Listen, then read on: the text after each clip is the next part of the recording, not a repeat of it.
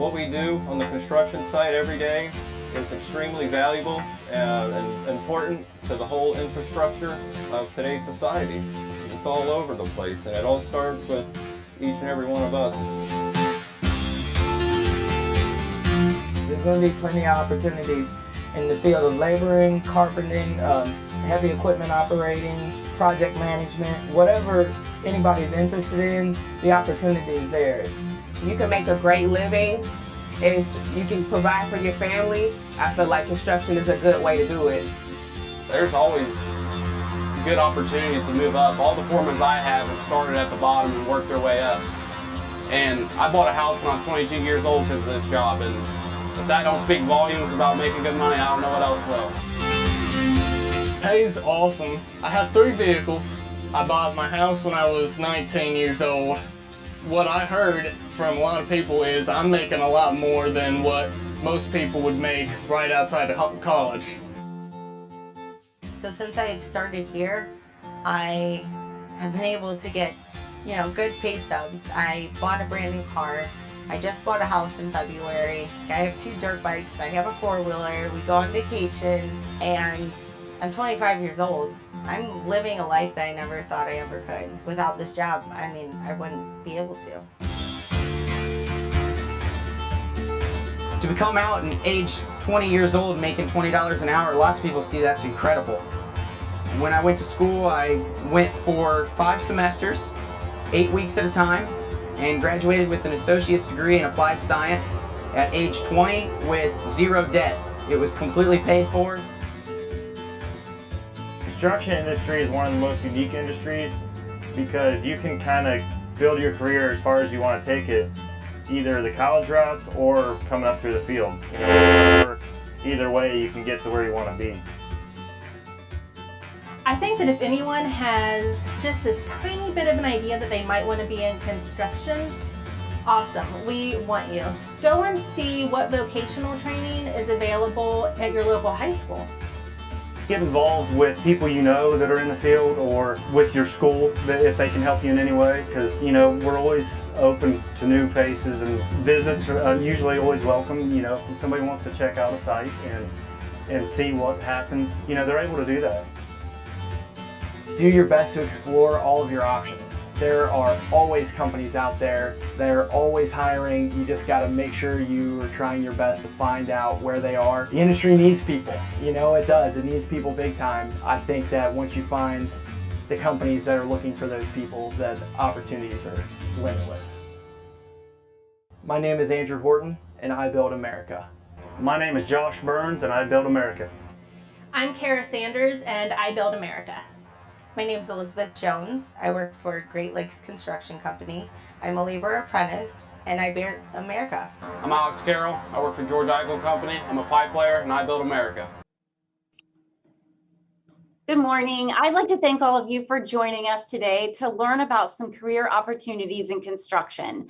I'm Melanie Kitchen with Ohio Contractors Association, also known as OCA.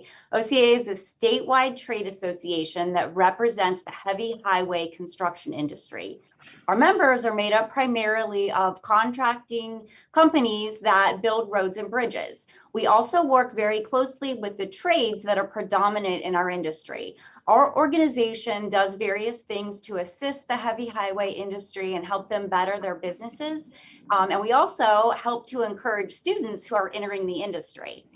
Before we begin, I would like to let everyone know that this program is being recorded, and we'll make sure that this YouTube video is available to all of the schools that are participating. You may use your Q&A box to ask questions, and we will make sure to address those by the end of the program. Feel free to type them into your YouTube chat box or Q&A box as we move through the program. Today, you're going to see a live job site tour from Sarah Carlson. Sarah is a project engineer with the Rulon Company. And you're also going to learn about some trade apprenticeship programs from 2 of our predominant trades in the heavy highway industry. We have Dan Seston, who's area training coordinator with Ohio Carpenters Apprenticeship and Training Program, and Manuel Gutierrez, who's regional coordinator with the Operating Engineers Richfield Training Center. We know that many of you joining us are either considering a career in construction, or you're here because you want to learn more about the career opportunities that we offer.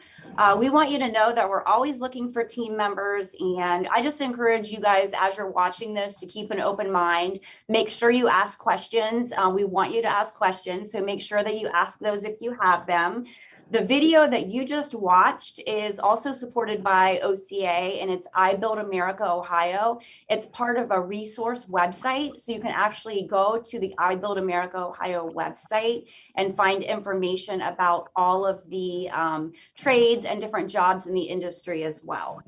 So with that, I would like to turn this over to Sarah Carlson, who again is a project engineer with the Rulon Company, so she can give us a tour of the job, one of her job sites.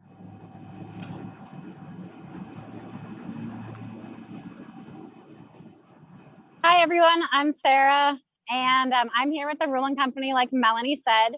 I'm a project engineer. I've been here for a little over a year, and today I'm going to be showing you a little bit about our project at I-271 and I-90. So a little bit about me before I get into that. I went to Case Western Reserve University, and I got my degree in civil engineering, and I specialized my degree in construction management. So I knew I wanted to be out here in the field. I didn't want to sit behind a desk all day, crunching numbers, working with AutoCAD. Not my thing. So I landed here, and I'm really happy with what I'm doing. So we'll go ahead and get started with the tour. So this project, like I said, is at 271 and 90. So what we're doing is we're building a new exit ramp from I-271 North, which you can see the 271 traffic right there. So from 271 North to 90 West. So it's a whole new ramp, and the ramp consists of roadway work as well as 2 bridges. So right here on the left of the screen, we have what we call our little bridge. We started the construction on this program last spring. We also had a lot of earthwork in order to prep the site. And then we completed this little bridge last fall. So what's really cool about this project that we're on today is that it is full brand new construction from foundation up for both bridges and both structures. We're building the new ramp right next to the old ramp.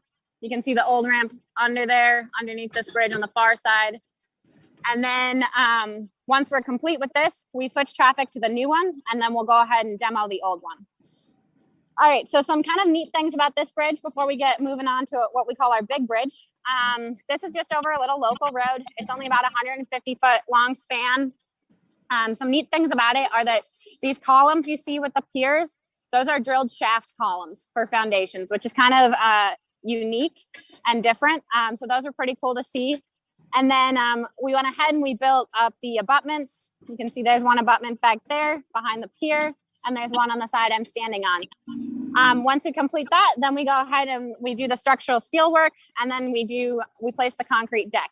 So if you give me a minute here, we're gonna walk up there and we'll see the deck. On our way, you'll also see right here, we've got an operator in our 228 excavator today. He is just doing a little bit of dirt work on the side of our pavement to prepare it for guardrail in a little while. So we'll head on up here. All this dirt that you see here in the slope, this was all built up. We had to bring in, it was almost 30,000 cubic yards of dirt last summer to build up this roadway. So it was a pretty neat process. We had lots of operators here for that. We had excavators, we had some off-road dump trucks on the other side of the highway. And then we also had dozers and smooth drum rollers. So we had lots and lots of operators here. All right, so here we're up at the top of this bridge deck. So this is what the finished bridge deck looks like. We have to groove it and clean it up a little bit before we put traffic on it.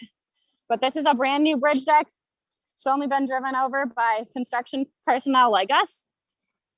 You can see down there, that's where the ramp begins. We do have some pavement in as far as we can before we reach our tie-in. And our tie-in is when we connect the existing roadway to the new. So that we have to do on a weekend closure because we're not allowed to close the road in the middle of the week during the day. So we have that to finish down there. All right, we're gonna take a journey here over to what we call the big bridge, where there's a little more work happening and it's some pretty exciting stuff. Here on the right, you can see this is the old ramp. So that's where traffic is right now. And then when we complete what I'm walking on, that traffic will be up here, and we'll demo that roadway, demo the bridges, and then clean up that slope. Some other things along the way here. Right here on the left, we've got a little hydro crane. So that's something that an operator's in. We're not using it today, but these guys are pretty cool. Unlike a crawler crane, which we also have that you'll see later, these guys are a little bit more transportable. They've got off-road tires. They're pretty cool, and they have a pretty decent lifting capacity for their size. Earlier today, we're not up there yet, but we did have a little concrete pour. We were pouring just kind of, it's called a moment slab. It sits underneath a section of our parapet barrier wall.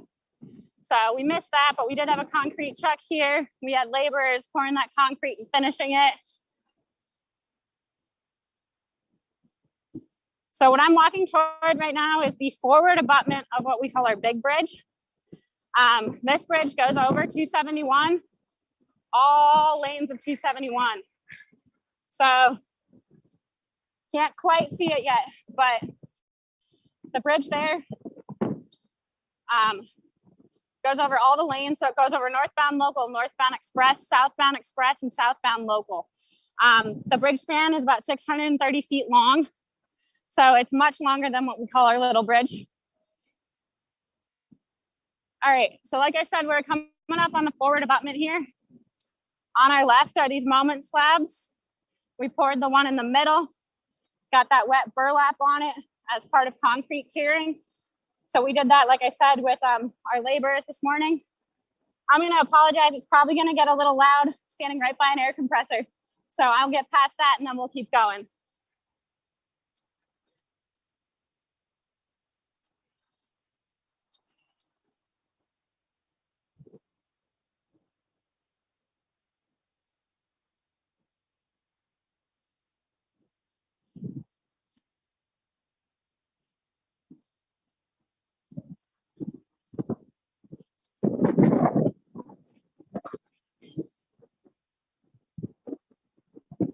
All right, so right now I just reached the edge of the bridge deck. What I'm standing in front of is our expansion joint. So the bridge deck is on my left, on our approach slab, and the roadway is on my right. This big yellow device here, that's called a bid well. That's our concrete finishing device for pouring decks and approaches. So the auger and smooth roller and pan, which aren't on right now, but that whole device right here, that runs back and forth over the bridge deck to give it a nice smooth finish. We do also have finishers who work alongside with the bid well to get the edges of the deck. All right, so what I'm walking on right now is what's called our walk form. This is for access and the overhangs on the side of the beams of the bridge. Right now, we've got some laborers who are cleaning out the deck in preparation for a pour tomorrow.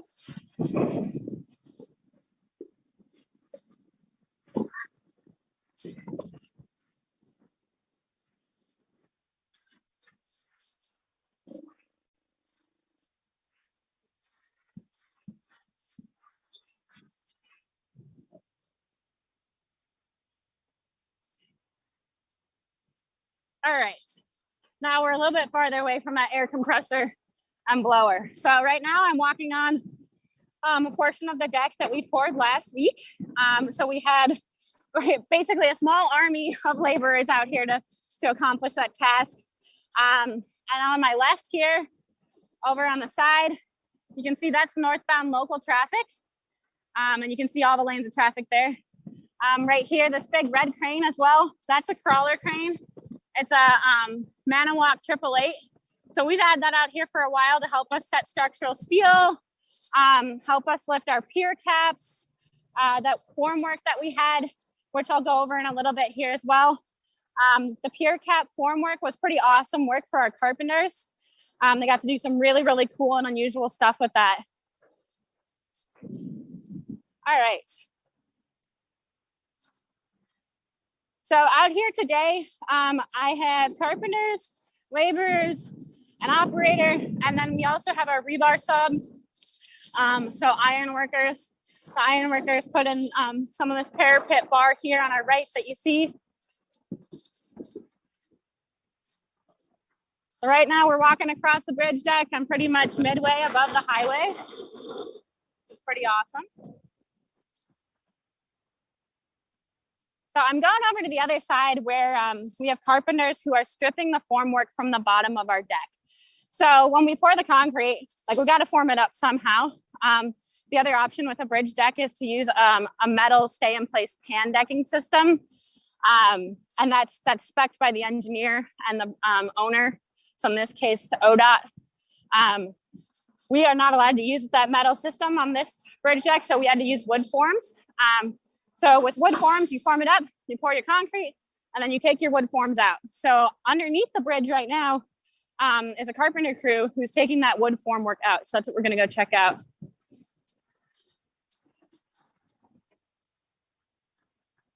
Oh, it looks like they're on break right now, but we'll go under there anyway. You guys can see it.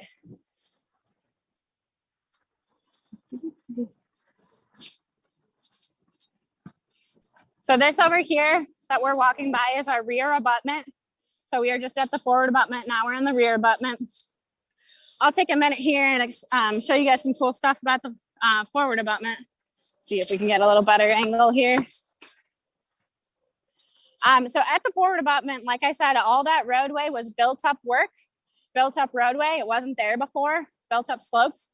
And we also did, you can see that little white speck behind the big red crane. That's part of a retaining wall, and it's a mechanically stabilized earth wall is what it's called, or an MSC wall. So it's individual concrete panels that are precast off-site, and then they ship here, and then we put them in place, and they have these straps that run through little pockets on the back of the panel, and they get pulled back into the dirt, covered up with dirt, and then that's what holds the wall in place. The concept with these individual panels, as opposed to like a full size wall that you're just going to pour with, you know, straight concrete, is that the earth is going to move, and these panels allow the earth to move individually. So you're not going to get any cracks in your wall from pressure or anything like that. So that was a pretty neat thing that we had on this project as well. You can also see a little bit of a pier and the pier cap. So our piers are about 40 feet tall. And then the pier cap on top of that was, I'd say probably another 20 feet or so, give or take, depending on which pier you're at. What's cool about this bridge over the old one is that the old bridge has 7 spans and 5 piers. The new bridge only has 4 spans and 3 piers. So they reduced the number of piers. But as a byproduct of that, the structural steel had to be much larger to accommodate the loading. All right, Sarah, so we have a question. So yeah. I want to just stop you for just a second. Actually, Dan has a question for you, I think, about something that you were just showing. Dan, would you? Hi, Sarah. It's Dan from the Carpenter's Apprenticeship Program. I've heard you mention a couple different trades so far, the operating engineers, carpenters, and laborers. On a project this size, from start to finish, well, what are some of the other trades that may be involved on something like this? Yeah, so we have, like you said, carpenters, laborers, operators. We do also have iron workers through our sub who does our rebar. We also have our own iron workers that work for us that set our structural steel. And then we also have cement finishers, concrete finishers. And that's pretty much the extent of it for the most part. Sometimes we do have some electrical work. We did have to move a couple light towers here. So we have an electrician sub who comes in. So those would be electricians. That pretty much, I think, captures most of the ones that we have. Great, thanks. Yeah. All right, so right now we are pretty much underneath the bridge. And what you can see here, this corrugated looking metal, that's called pan decking. And our painters put it up so that when they come to paint the beams, they have access, something for them to stand on. And we're using it to also capture debris that we take off the bridge as well. So if you give me 1 second here, we'll go up on it.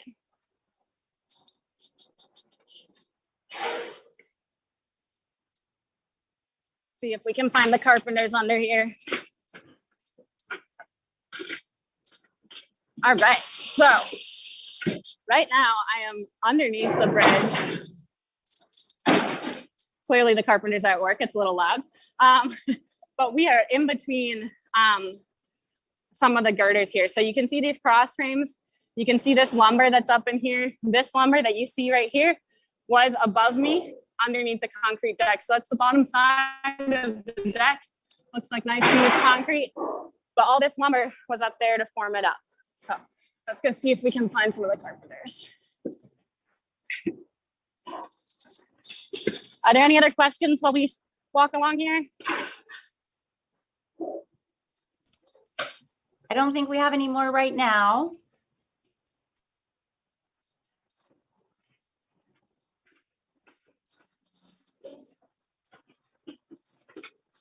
So one of the difficult things on this project is working with the traffic and making sure that we're closing the road when it's permissible, when it's not permissible. That takes a lot of coordination at like a project management level. So that's a lot of what I do with my superintendent. We can work through that. All right. So there's the feet of one of my carpenters. See if we can get over there. So you guys can see what he's doing. All right, so he's up in there and he's taking this wood and this lumber out.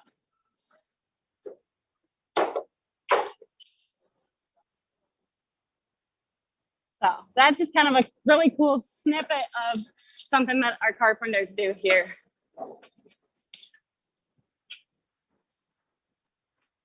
All right. Other than that, I think it's pretty much a lot of dirt work that we had. We don't have any of that going on right now. But that pretty much sums up what we got going on today. So I can answer any questions about the project or anything like that.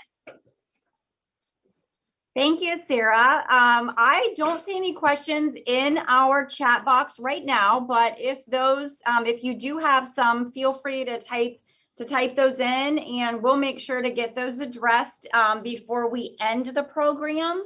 So as I said, we are going to go ahead and we're going to actually go ahead and move on and have our next person present. And so Dan, if you would like to go ahead and tell us a little bit about your program, we'll go from there. Sure. As we mentioned earlier, my name is Dan Sustin. I'm the area training coordinator for the Ohio Carpenters Apprenticeship Program. I'm in charge of the north half of Ohio. I work out of our Richfield Training Center, which it's about midway between Akron and Cleveland. It's about 25 minutes either way to either city. And our Richfield Training Center covers Northeast Ohio. So that's everywhere in between the border of Pennsylvania and Cedar Point down to Mansfield and Steubenville on the border with West Virginia and everything in between. Currently at our training center, we have right around 1,100 apprentices. And at our training center here in the Northeast area, we don't just train commercial carpenters. We also train residential carpenters, millwrights, pile drivers, cabinet makers, and floor layers. And the way our program works is we help you find a contractor that's in need of whatever craft you're looking to get into, whether it's floor laying or millwrighting or pile driving, carpentry, whatever. We help you find a contractor that's looking to hire. And right now there is more work going on than we have people to perform the work. And it's only as the weather keeps getting better, it's only going to increase that demand for manpower. So it's really in Northeast Ohio, it's always a good time to get into the construction industry just because it always seems to be booming. But we help you find a contractor that's looking for new apprentices, and that contractor will have you come and probably do an interview and send you for a drug test. they'll have you come down to our training center and fill out the enrollment paperwork, and we'll get you enrolled in the apprenticeship program. You will then be officially a union member and a union apprentice, and you'll get scheduled for class. You'll take your first class after about 90 days of working out in the field. And we like to get you started in whatever type of work you're interested in doing, whether it's concrete form work or bridge work, or it's finish work, or the different types of floor laying or millwrighting, welding, heavy rigging, things like that. That way, you know, you're getting a taste of what it is that interested you into coming into this trade. Doesn't mean that that's the type of work you're going to be stuck doing or you will be doing for your entire career. It just means that's what you're doing for right now for that contractor. We have hundreds of contractors in our area that do a multitude of different types of work. You can always go do a different type of work or switch to a different craft within the Carpenters Union. We've had millwrights become carpenters and carpenters become floor layers, and you know, we want you to find what is the best fit for you, because if you're doing something you like doing, it doesn't really seem like work. So you'll come to class. It's a regular work week, but instead of going to your job site for that week, you're going to come to class here at the training center for that week, Monday through Friday, 7 to 3:30, just like our typical work day on most of our job sites. And you'll be taking whatever class it is that we have scheduled you for that week. At the end of the week, you'll go back to work the following week, and you'll continue working. And then about 3 months later, you'll get scheduled for your next class. So you'll take one class every 3 months. So you'll take 1 week. Instead of going to work that week, you're going to come to school that week. That's 1 week out of every 3 months. So you'll do that 4 times a year for 4 years, and that's your apprenticeship. You'll take 640 hours of your formalized training here at the apprenticeship school, and that varies depending on what your craft is as to what classes you're going to take. But they'll be specific to the types of work that you're going to be expected to know how to do, and what we want you to learn how to do. We do our best to try and make you as well-rounded as possible. So in the event that you do want to switch from doing bridge work to doing finish work or wood framing or roofing or flooring, that you have a foundational standpoint to switch to something different. You've got a working knowledge of every aspect that we can get you exposed to during your 4-year apprenticeship. Right now in Northeastern Ohio, a first-year apprentice starts out at $19.69 an hour. That's what you make in your check per hour, and that doesn't count any overtime. And your benefits are paid on top of that. Your benefit package doesn't come out of that. It's paid in on top of that. So as you work your way through the apprenticeship program and you take more classes and get more on-the-job training and experience, get to know what you like doing, what you don't like doing, what you're good at, what you need more work at, you get scheduled pay raises throughout the apprenticeship program, and you're going to work your way up. Every few classes, you'll get a pay raise. So that $19.69 that you start out at as a day one apprentice turns into $32.82 an hour, again, plus your benefits, when you become a journeyman at the end of your 4-year apprenticeship program. So you do get several raises throughout the 4 years. So as you get more experience, you get more pay because you become more valuable and more useful in different aspects of our trade to your contractor. And we have contractors that love to hire brand new people. And I'm sure you're going to hear from my counterpart at the Operating Engineers Training Center. There's some contractors that love to hire new people because they don't have any bad habits yet. They can kind of mold you into what they need from the start and not have to change the way you did something from a different contractor. So if you don't have a lot of experience coming out of the programs that you're in now, don't worry about it. It's more important to be a good employee than it is to be someone that knows everything under the sun. I've been doing this trade since 1996 when I got out of the military. I still don't even know half of everything that a carpenter or a cabinet maker or floor layer could be expected to do. It's lifelong learning. That's why our journeymen come back and take frequent classes. Our apprenticeship and our journeyman classes that you can come back and take in the evenings and on weekends after you're done with your apprenticeship, everything is 100% free. Okay? Think of it as a full ride scholarship. You're going to get college credits when you come through our apprenticeship program. We're partnered with Tri-C. So every class you take here at the apprenticeship, you could be taking a stair building class. You get 2 college credits towards an associate's degree in applied science from Cuyahoga Community College. You don't pay for those credits. They're yours. They're in your name. They're transferable. If you decide you want to go the route that Sarah went, and maybe after your apprenticeship, when you have pretty close to an associate's degree that you haven't paid for, and you want to go into some sort of program management course at Akron or Cleveland State or Kent State or anywhere, all those classes and credits that you accumulated through your apprenticeship transfer over. So it kind of opens up some different doors. If somebody else is paying for the first 2 years of a 4-year degree, all of a sudden that full 4-year degree looks a little bit more attractive. If anybody has any questions, let me know. I'm happy to answer anything. I do not see any questions in our Q&A box, but again, if some come up, feel free to type those in and we will make sure to address them before the program ends. I do want to let everyone know that Dan has sent me some additional information. He has a really nice short video link that I'm going to send out to the schools. So hopefully everyone can take a look at that after the program as well. And with that, not seeing any questions, I am going to turn it over to Manny so he can tell us about the Operating Engineers Apprenticeship Program. Okay, good morning. My name is Manuel Gutierrez Jr. or Manny. I'm from the Ohio Operating Engineers Apprenticeship here in the Richfield, Ohio, not far down the road from the Carpenter's Apprenticeship. We talk a lot, we get together, which is nice with the trades. This is actually my 26th year as an operating engineer, which is hard to believe because I still remember being in high school, considering what I was going to do when I graduated. I actually wanted to be a school teacher.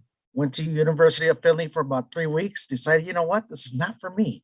So the downfall was I didn't cancel that loan, so I still had to pay for that semester of schooling. But go figure, lesson learned. But then as I bided my time in order for the apprenticeship to open up for a spot, I decided to apply. And luckily I was accepted, and it's been great ever since day one. It is a great opportunity, and I was very lucky to have it. Our process is a little different from what the Carpenters is. Ours is you have to apply. After applying, we bring you in for testing. After testing, we bring the high scores in, and then we pull up the top scores, and then for every one apprentice that we take, we interview 3. After that process, then we go to our orientation part. It's 136 hours, which is 3 weeks. 2 weeks are 6-day weeks. The last week is a 5-day week. During that time is the only time we will ever pay you to come out here and train, because in the end, this is free training for you, paid by the members for the members. So say, for example, if you're out here when you're training during our orientation, you get a small stipend. It's not much. It's only $7.50 an hour. Now, that is not taxed. At the end of the year, you'll get a 1099 for it for tax purposes. But anyway, that's supposed to help you if you need fuel, boots, lunch, whatever you need to do to get by. But then during that orientation, you do not need to know everything, just like Dan said earlier. For us, I've even had people that have gone through here that have never started to push more. So there you go. And we can work with you so long as you're willing to learn. We're willing to teach. But the thing is, during those 3 weeks, we are checking to see if you are trainable, if you listen, you follow direction. You do not have to be the most talented, but you just need to be able to follow through, just like he was saying earlier too. The contractors are looking for someone that will do the job, and they can train them to fill their mold or what their need is. And they're going to train you up to what they want, which is great. You do come back here. This is a 4-year apprenticeship, just like the Carpenter's Apprenticeship. And just like anything else, you have to come in 4 weeks a year. In the wintertime, we do 2 consecutive weeks where you come in. It's either the first 2 weeks of January or the second 2 weeks.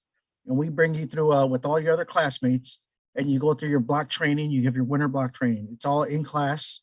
And first year is mechanics and what is equipment. Second year, you do equipment and grade checking and surveying. So we just vary it up a little bit. But then the first 2 weeks that we always do, it's always in the winter time. That's considered your winter block. Then you have a spring and a fall block, which you come in on your own accord, or I pull you off the job, depends how it works. If you're working a lot, then I'll bring you in off the job. You spend the week here, then you go right back. Simple as that. But the nice thing about the apprenticeship and this union is we are a union, and it's just like anywhere else, but it's your skill that keeps you employed. There's a reason we get paid very, very good money for what we do. It's our skill, our quality, and our safety. Same with the carpenters. We get the higher wages because we know what we're doing. And the point is too, and that's where you need to learn how to follow direction. We need to make sure that you can follow direction and do your job safely so you will not get hurt. I like to equate what I do is I get to play with big toys, and I have my big sandbox, and I get to play with others, and it's fun. But the thing is, you have to also recognize is for these big toys, you can easily hurt yourself or somebody else. Worse off, you could kill yourself or somebody else. So that's where we have to take the safety very serious. But then in the end, like I said, it's my 26th year, and it doesn't even feel like I'm working. It's just like I got my own playground here. So it's kind of awesome. And when I worked in the field, I spent 18 years in heavy highway. Heavy highway, which is I did a lot like those bridge decks that you were seeing earlier. I was with an asphalt company. All we did was the tie-ins, the asphalt, all that. You name it, I learned a good part of it. I never say I know it all. And just like Dan said earlier, we're always learning, and the goal is to constantly learn. One thing I love about this union is that there's no such thing as seniority. What keeps you in your seat is your skill. If you notice, the operating engineers, our equipment has one seat in it for the most part. Very rarely you ever see two seats on a machine. So that means there's one seat, that's for one person, that's for one operator. So our starting wages here starts at you get 50% of journeyman scale. I think right now journeyman scale is between 38 and 39 some odd change, but for easy math, I like to use the number 38. Let's go with 38. 50% of $38 is $19. So that's $19 to start. You do not know what you're doing. So say for example, right there, she was showing earlier about a Manitowoc crane, a 888. You would be an oiler on a crane like that for $19 an hour. Your job would be to show up, check the machine out, grease it, clean the glass, wax the machine. You're kind of the gopher for that operator. You're that operator's assistant, so you can help that operator perform their job and duty safely. And then also at the same time, they're going to train you on that machine, learn a little more as you go.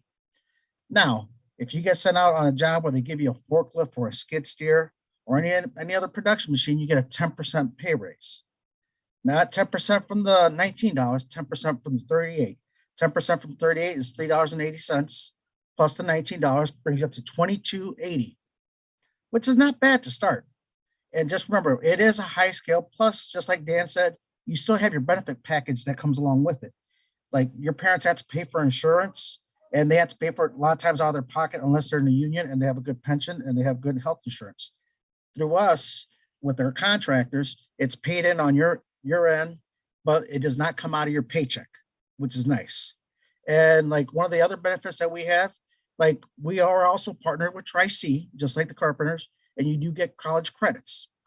You can always, if you want to, when you get done, you can always graduate with a degree in applied sciences through Tri-C Community College.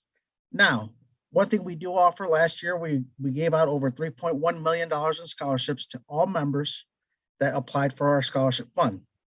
Now, with that scholarship fund, after a full year beginner apprentice, you qualify for that money. The average we paid out last year to most members was $3,000. That was the average. And you can use that for whatever classes you want. You want to take a night class, you want to learn how to be a metal forger just as a hobby, you want to learn how to make bow and arrows, I don't care, whatever. You take the class, you submit the receipt, you get the money back. Simple as that. It's nice. And you could use it for the lifetime that you are in. And eventually, when you get older, I'm sure a lot of you aren't thinking about this, you get married, your spouse qualifies for it every year you are in. Same with your children. They qualify from 18 to the age 26. And that's a lot of money. $3,000 a year helps out. Now, if you are decided that after your apprenticeship or during the apprenticeship, you want to decide you want to do something like what Sarah's doing. If you are doing a construction related field, we give up to $5,500. So, and that's just money that you continually get every year of your career here in the operating engineers. I don't look at this as a job, it's a career, and it's a great opportunity. And we are always looking for newer, younger people, doesn't matter. And we'd love to have you. We do everything. We do the heavy highways, we do the building trades, we do the stationary. The people that do a lot of the big hotels downtown, their boiler systems and whatnot, those are operating engineers. The heavy equipment you see on the side of the road, the big toys, those are operating engineers. The big cranes you see on the job site, operating engineers.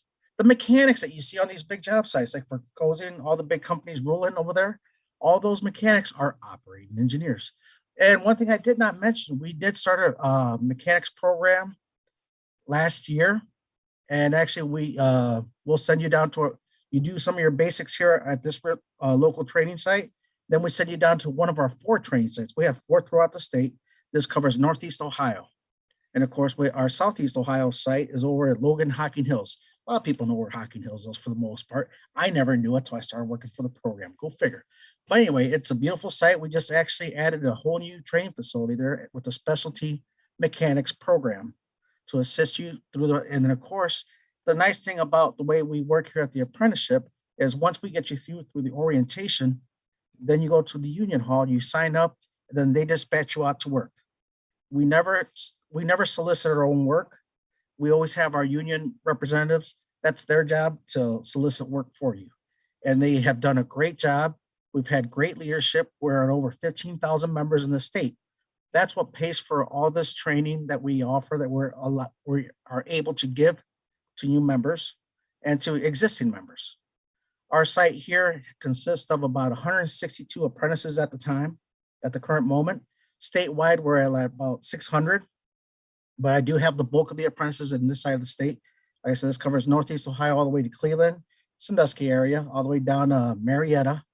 And then of course, after that, the Southeast District is Logan, Hocking Hills. They cover Southeast Ohio up to Columbus. Our Southwest District is actually Dayton, Cincinnati area. And our Northwest Ohio is Signet, which is Toledo, that whole area. So we have 4 training centers throughout the state, and we are very proud of our program. And the apprenticeship program for operating engineers, we are actually we fall normally between 1 and 3 every year in our training or training hours. We normally average about 232,000 training hours, which is quite a bit, especially for the membership that we have. It's very impressive. We're constantly learning. We're constantly trying to upgrade. If you think you know it all, that's time when you realize you don't belong anymore at anywhere you're at. Hopefully you have the mentality and the idea that you want to learn. Every time you learn something, you're investing in yourself. And my goal is to help people invest in themselves because, hey, I love what I have. I started as a farm worker as a child. I did not know any English. I learned English in kindergarten. Go figure. And look where I'm at now. The opportunities are endless if you apply yourself in any trade you want to. I can't believe, like I said, I just get amazed. So I'd like to see you. If you want to come over for a visit, I'm always more than happy. I love showing off the site. Like I said, it's my big sandbox. Come on out. That's all I got for now. And if you have any questions, I'm more than willing to answer, eager enough. And I think I've routed here and there. But for the most part, I'm here if you have any questions. Thank you, Manny. So we have several students. We have 6 students from Cuyahoga Valley Career Center. We have 2 seniors and 4 juniors. They've been nominated by their instructors, and forgive me if I mispronounce your names, but I do want to make sure that we congratulate and recognize you. So first we have Anaya Eatman, Nathan Bordardo, Legirl McCord, Joshua Toker, Abby Flores, and Nathan Janis. So all from Cuyahoga Valley Career Center. Your instructors already have your certificates, and So you can go in and you have instructions on there and how to go in with the gift card that you receive and purchase your safety boots. And from Maplewood Career Center, we have several students. Again, you are nominated by your instructors, Andrew McWilliams, Catherine Hahn, Kyle Vandershaw, Holly Cooper, Matt McLean, and Madison Wheeler. So we congratulate all of you and hope that we see you in the construction industry.